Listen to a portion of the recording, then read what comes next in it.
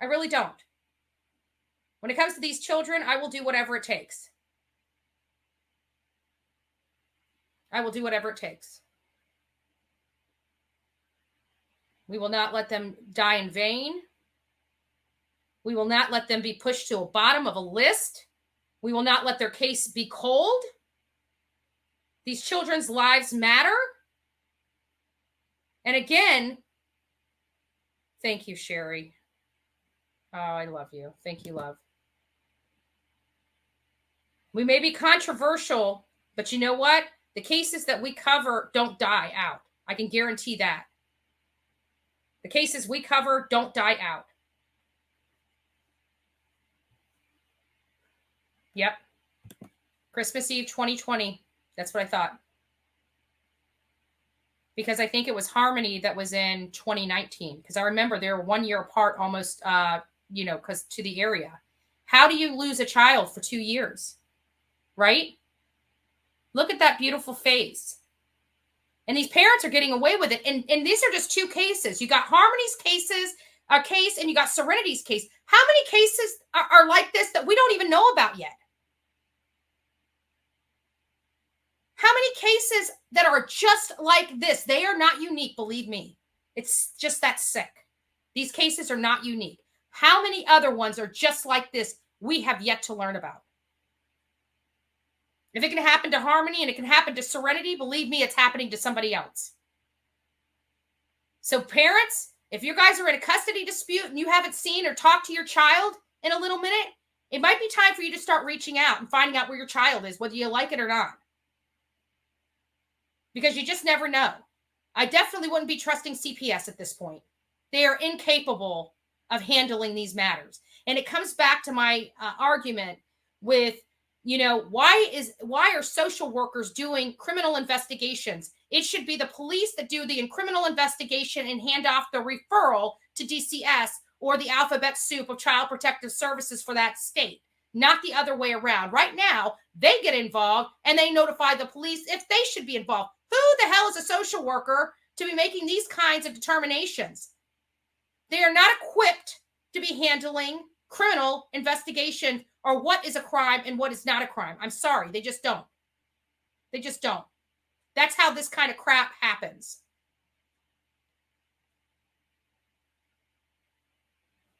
That's sick. That's sick. Ugh. Anyways, here we are, folks. And the mother is pregnant again. That's what I heard, Lori. Somebody else was, a couple people have brought that up in this show today, in this channel. It's sad. It is sad.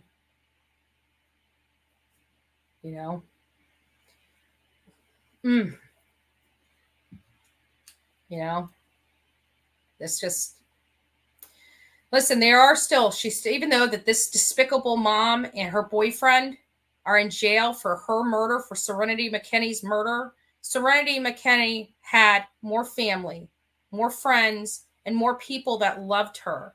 So, we need to pray for them because they're having a hard, cold reality today. They're having a hard, cold reality today that this baby, a lot of people want to believe in sex trafficking and stuff like that, and I try to diligently. Yes, sex trafficking is an issue. Thank you, Susan. Thank you. Sex trafficking is an issue in this country. I do give you that. But a lot of people, I think, kind of use that as a crutch, not to deal with the fact that these children are dead.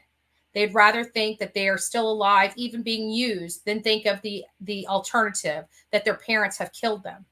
And, I'm a little different because I always look at the last person that's seen these children alive and work my way out. And you always find out. And we just discussed this morning in the coffee club. If those that are tuning in haven't been in my coffee club, please like, share, and subscribe this channel and stay tuned. We do a coffee club in the morning where we go over these cases. It's a light, fun atmosphere, but we do get serious and talk about these cases. And just this morning, we were talking about this very topic. We were talking about, Susan Smith and what she did that was despicable to her children. We're here. We're talking about this child.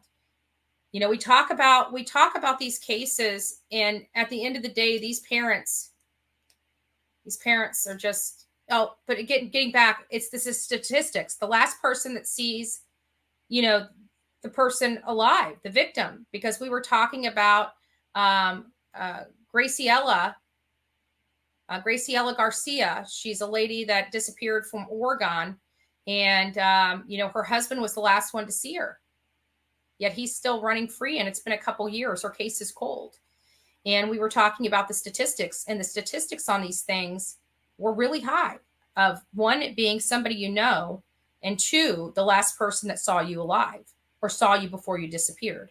It is really that alarming. Are there outliers in that? Of course there are outliers in that. But at the end of the day, it's a lot closer to home than many people would like to think. At the end of the day, it's a lot closer. So, you know what it's going to take? It's going to take what we do, all the stuff that we set up. Like we pay our taxes, right? We pay for police officers. We pay for all these child protective services. We pay for all these wraparound services. If they were to function like they're supposed to function, these children would be pulled out. But you know what it is? It's these judges that want to be reelected. It's these judges that put their political health and wealth above the people, above these children. Well, we got to keep the family unit together. No, you don't. No, you don't. Judges need to be ripping these. When there's this kind of abuse, when there's domestic abuse, there's drugs associated, rip those children out of that home. Because I'm telling you, they are better off in foster care in some cases than they are with the parents that are using drugs. Because when you need drugs, there is no telling what you are willing to do for them. No telling.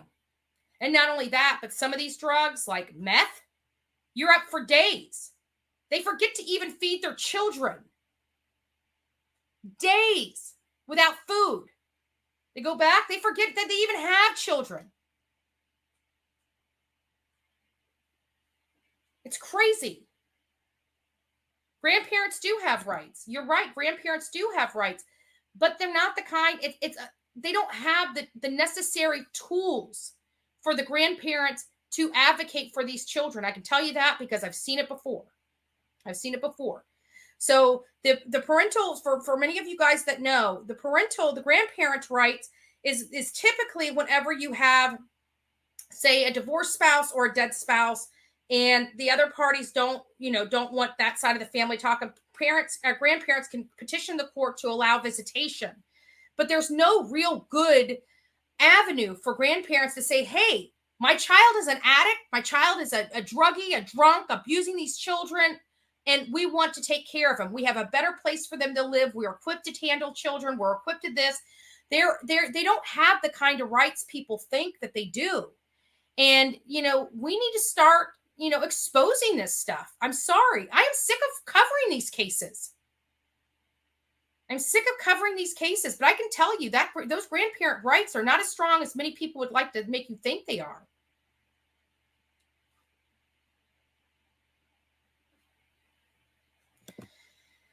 Yeah, but you know what? You're right. There's a lot of abuse in foster care. They need a lot of hands-on services, with social workers and everything, so that abuse is curtailed. But you hear a lot less people dying in foster care. Now, there's a lot more abuse, but a lot less deaths. So, what do you do? I'd rather kids being alive. At least they have a fighting chance.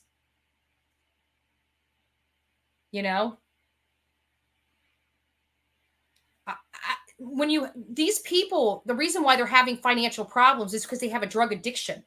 No matter how much money you throw at them, they're just going to use it for drugs and alcohol, in my opinion.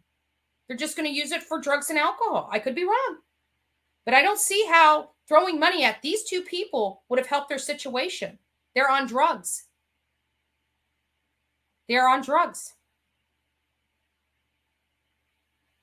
People have to want to help themselves. It's not the responsibility of the whole world to help them. I am willing to help anybody that's willing to help themselves. If you need resources to get off drugs, if you want some parenting classes, I don't care what 50 states you're from, I will help you find the resources necessary to make sure that you're a good parent that's not on drugs and not abusing your children. I will be happy to do that. If I have to work, I do 2 hours in the morning. If I have to work 8 hours after my 2 hours show in the morning, I'm happy to do that to find somebody resources so this right here doesn't happen again. But unfortunately, it's not the responsibility of the rest of the world to take these people here are in poverty because they chose to be in poverty. They chose to use drugs. They chose not to get a job. They chose to have fights and do things. I mean, of all people, everybody knows I've got a record. Does it stop me from me succeeding? No. At some point, you have to want to help yourself. The work begins when you realize it's time for it to begin. I can't force that upon anybody. It's up to them to make it happen for themselves. All I can do is say there are resources available to you, and I'm happy to show you how to get it done. That's what I can do. That's my part. But I'm damn sure not handing drugged out parents money. There is no way. There's no way.